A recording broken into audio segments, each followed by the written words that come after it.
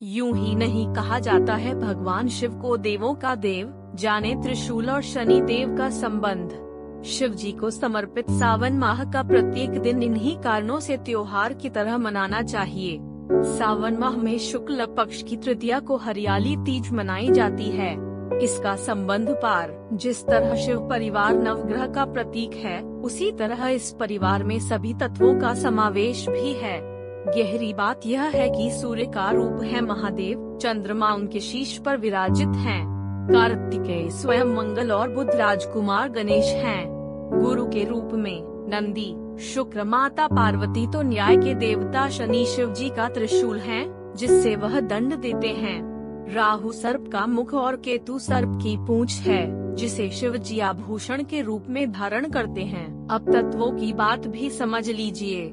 गंगा और चंद्र जिस स्थान पर हैं, वह जल तत्व है। त्रिशूल और डमरू का संबंध वायु तत्व से है, क्योंकि डमरू ध्वनि देता है और ध्वनि वायु तत्व है। साथ ही त्रिशूल भी संधान के बाद वायु तत्व में ही अपना लक्ष्य साधते हैं। मंगल का प्रतिनिधित्व करने वाले बलवान भगवान कार्तिकेय जी अग्नि तत्व हैं।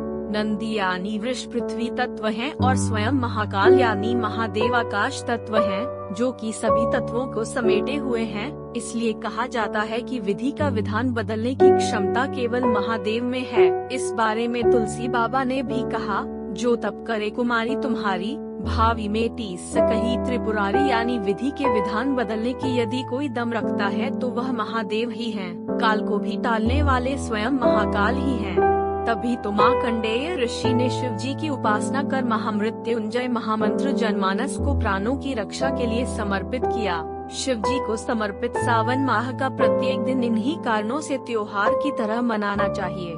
सावन माह में शुक्ल पक्ष की तृतीया को हरियाली तीज मनाई जाती है। इसका संबंध पारिवारिक एकता का प्रतीक है।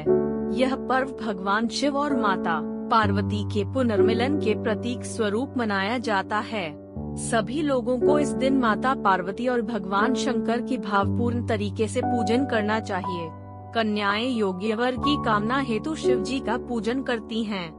सावन में सोमवार को व्रत रखने का भी विशेष महत्व है। मान्यता है कि माता सती ने भगवान शिव को पति रूप में पाने के लिए सावन के सभी सोमवार का व्रत रखा था।